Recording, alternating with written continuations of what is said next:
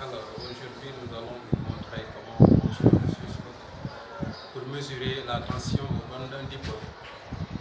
L'oscilloscope est construit de deux voies, une voie CH1Y1 ou A et une voie CH2Y2 ou B, ainsi que deux masses. Alors comment maintenant avec ces deux voies et la masse pour mesurer la tension au bord d'un dipôle. Alors l'oscilloscope, comme le voltmètre, doivent être branchés en élévation au bord du dipôle dont on désire déterminer la tension. Considérons le circuit électrique suivant, constitué d'un condensateur chargé et d'une bobine. Donc le condensateur va se décharger dans la bobine. Donc ici on met en évidence les phénomènes d'oscillation électrique libre non amortis. Donc il n'y a pas de force extérieure qui interviennent dans le circuit, il n'y a pas aussi de dissipation d'énergie. Alors, notre objectif, c'est de mesurer à l'aide d'un oscilloscope la tension au bord du condensateur. Alors pour cela, il faut à chaque instant pour mesurer une tension avec un oscilloscope, brancher ces deux bords, la voie et la masse. Qu'il soit la voie CH1 et la masse ou la voie CH2 et la masse. Donc quelle doit être maintenant la position de cette masse et de cette voie afin que l'on puisse mesurer la tension au bord du dipôle. Donc si on regarde bien, si la tension dirigée ainsi, ça veut dire tout simplement que ce point a le potentiel, ce point A que nous avons noté ici, a le potentiel le plus élevé, et ce point B que nous avons ici a le potentiel le plus faible.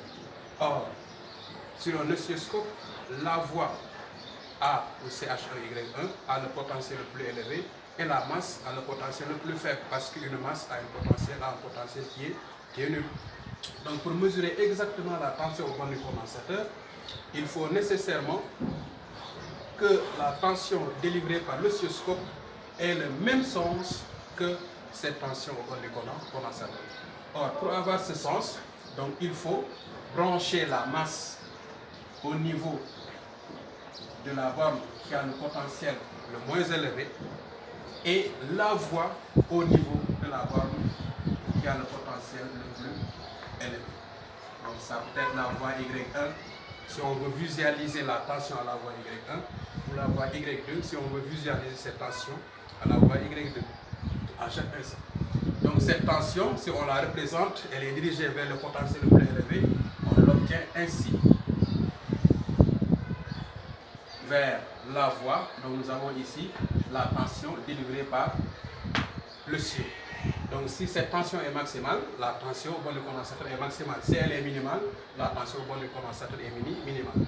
Alors, les oscillogrammes observés sur l'écran représentant la tension ici en fonction du temps, et celle-ci, donc le condensateur se décharge dans la bobine, la tension à T égale 0 est maximale. Et on obtient une sinusoïde périodique. N'est-ce pas? Alors la tension évolue par valeur positive lors de la décharge et négative lors de la charge, ainsi de suite. N'est-ce pas? Alors si maintenant on intervertit les bornes de l'oscilloscope, c'est-à-dire qu'on ait ce circuit avec le condensateur toujours, la bobine d'inductance L, le courant qui circule dans ce sens, la tension au bord du condensateur ici. Donc nous allons maintenant connecter la borne A qui a le potentiel le plus élevé à la masse et la borne B qui a le potentiel le moins élevé à la voie Y1. La tension aux bornes délivrée par l'oscilloscope serait donc dirigée en sens inverse de la tension au bord du condensateur. Donc ainsi représenté, vous n'aurez pas les mêmes oscillogrammes. Alors vous obtenez alors U, C de T.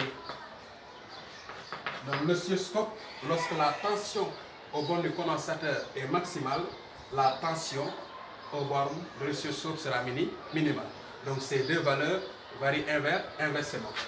Lorsque cette tension est maximale, la tension au bord de l'oscilloscope sera minimale et on obtient l'inverse de ce que nous avons. N'est-ce pas? Donc à chaque instant, voilà les deux types de branchements que l'on peut obtenir. Si nous voulons représenter exactement ou mesurer exactement la tension au borne du condensateur, il faut brancher la masse sur la borne de potentiel plus faible et la voie sur la borne de potentiel plus élevé.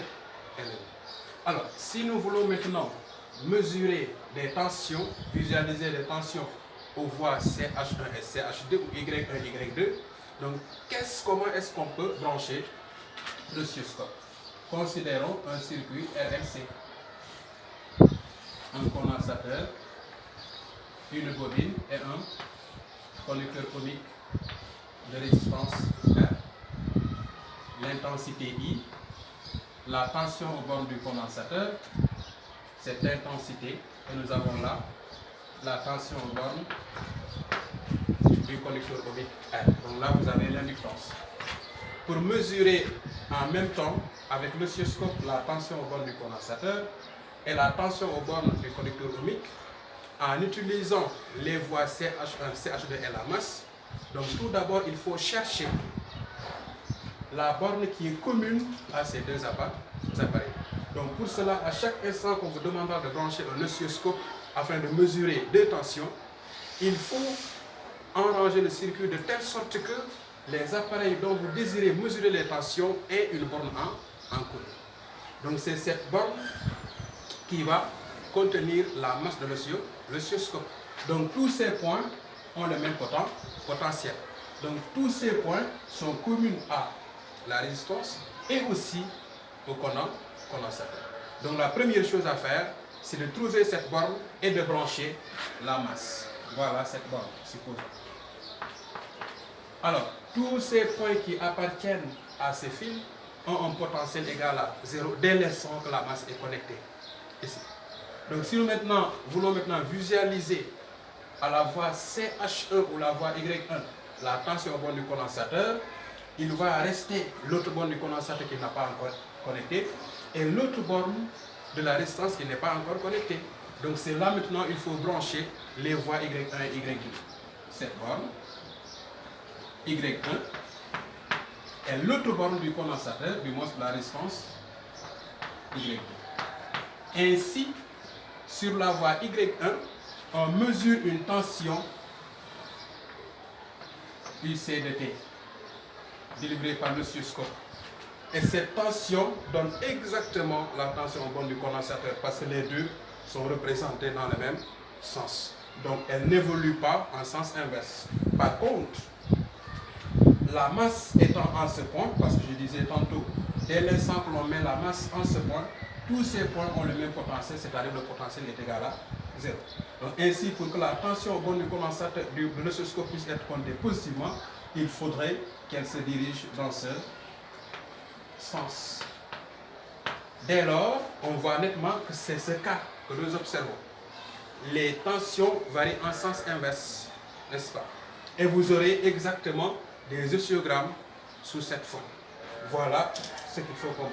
Mais il faut noter qu'on peut, à l'aide d'un bouton sur l'oscilloscope, retrouver ces mêmes oscillogrammes. C'est-à-dire faire en telle sorte que ces deux tensions aient le même sens. Donc pour cela, il y a un bouton qu'on appelle inverse, qu'il faut appuyer, enfoncer ce bouton.